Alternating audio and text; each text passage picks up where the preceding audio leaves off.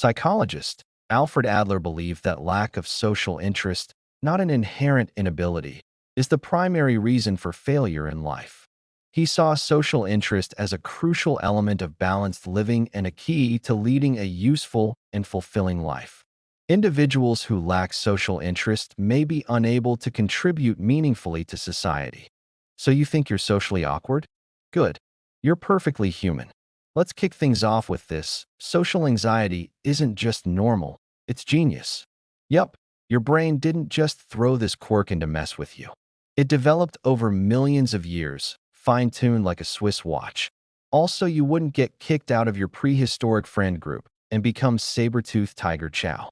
Here's the deal. Back in caveman days, being left out of the tribe wasn't just sad, it was lethal.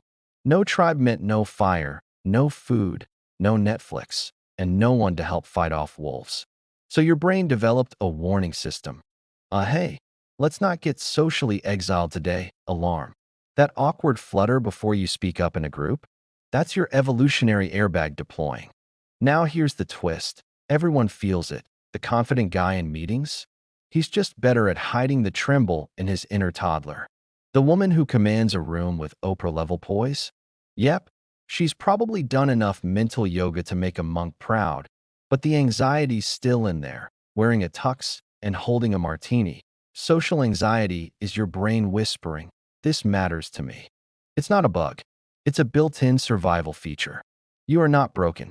You are beautifully, biologically optimized for community living. Humans are social beings, and we are happier and better when connected to others. The meeting of two personalities is like the contact of two chemical substances. If there is any reaction, both are transformed. Social support tends to alleviate the effects of stress too. Think of social skills like going to the gym. At first, you're awkward. You drop the conversational dumbbell. You fumble a hello. Maybe you metaphorically bench press a goodbye and it lands on your chest. But with practice, your brain starts forming new neural biceps. Micro skills are the reps. Making eye contact builds trust, 1 rep. Asking a follow-up question instead of nervously doing other things, another rep. Telling a story that actually relates to what the other person just said, superb. But don't try to go full out like Jim Carrey in Ace Ventura overnight. Don't expect to deadlift 300 pounds of charisma on day one. Start with mini convos. 5 minutes. 1 smile. 1 high five. Done. Your social muscle doesn't need a crash course. It needs consistency and patience. Even the most charming humans you know started where you are. Awkward, unsure, possibly hiding in a bathroom at parties. We are all a little weird, and life's a little weird, Dr. Seuss. If speaking is silver, then listening is gold. The best conversationalists speak only 30% of the time. Why? Because everyone's favorite topic is themselves. When someone talks about themselves, their brain lights up like Times Square. They're literally getting a dopamine hit. But real listening is an Olympic sport. It's not about sitting quietly and waiting your turn like you're in line for the DMV. It's about listening with your whole being. Eyes, brain, eyebrows, the works. Notice their tone, their pace, the sparkle when they mention their dog. Boom! Now you've got a detail to build on. We have 2 ears and 1 mouth so that we may hear more and speak less. Most successful people have one thing in common. They are the ones who do more listening than talking. Curiosity is the engine of achievement. Being curious isn't just asking random questions like, if you were a soup, what soup would you be? Although honestly, great icebreaker. It's about genuine discovery. Every person is a walking Netflix series, and most people never get past the trailer. But if you ask the right questions, what's been the highlight of your week? Or what's something you're learning lately? You unlock whole seasons. And here's the magic trick. When you focus on discovering them, you stop obsessing over you. That social anxiety melts like butter on a waffle because your brain is busy being interested, not insecure. We keep moving forward, opening new doors, and doing new things because we're curious, and curiosity keeps leading us down new paths. Courage doesn't happen when you have all the answers. It happens when you are ready to face the questions you have been avoiding your whole life. Think of questions like a funnel. Start wide, facts, then go narrower, opinions. Finally, hit the deep end, feelings and experiences. It's like this: what do you do? What drew you to that? What's the most fulfilling part of it? Boom. You're swimming in the conversational deep end.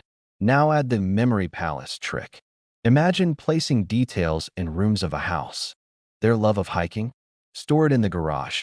Their new puppy? Put that fluff ball in the living room. Next time you see them, stroll through the house and recall, hey, how's that hiking trip? They'll feel seen. You'll feel like Sherlock Holmes with a heart. Remember, there are no foolish questions, and no man becomes a fool until he has stopped asking questions. Life is an echo.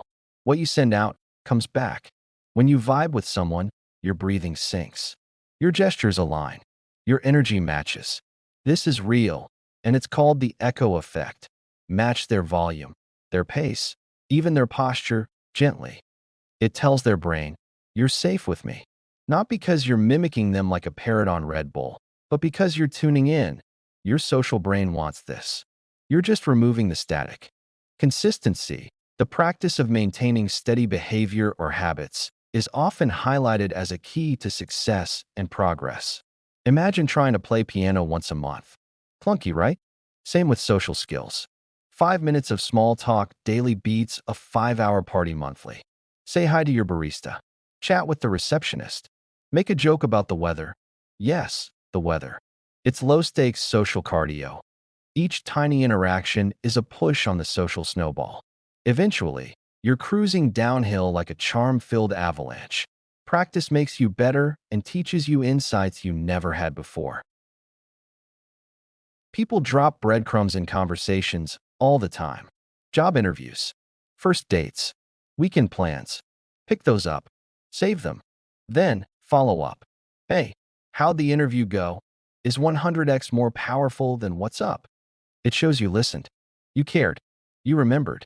You're now in their genuine human being folder. That's rare these days. Meaning and depth is crucial for creating and keeping social relations. What happens when people open their hearts? They get better. Vulnerability is the birthplace of innovation, creativity, and change, and courage starts with showing up and letting ourselves be seen. Want to build trust? Stop pretending you've got everything figured out. Say things like, honestly, I was nervous about coming today. Or, I'm still figuring this stuff out. You'll be amazed at how quickly people open up in return. Learning about emotional intelligence will help you read the room like a pro. Notice voice shifts, facial cues, and hidden stress. Then act accordingly. Group dynamics. Every group is a jungle. Learn the roles. Play yours. Be the bridge, the glue, the energy stabilizer. Social network building. Don't collect people. Connect people. Be the reason someone's life got better. Digital social skills. Emojis matter. Timing matters. Thoughtful DMs. Powerful. Just be real, even with pixels. Boundary mastery. Saying no is all right. Boundaries are social energy filters. Respect yours, and others will, too. Real social leaders don't hog the mic. They pass it. They invite, include, spotlight others. Create safe spaces. Notice who's left out. Be the glue that helps conversations stick. Be the one who lifts the room. Understanding psychology doesn't make you manipulative. It makes you compassionate. Everyone wants to feel 1. Safe 2. Capable 3. Connected. Spot what's missing. Fill the gap. Now you're not just good at conversation. You're healing the social fabric one interaction at a time. It's not the journey or the destination, but it's who you become in the process of being a more social person.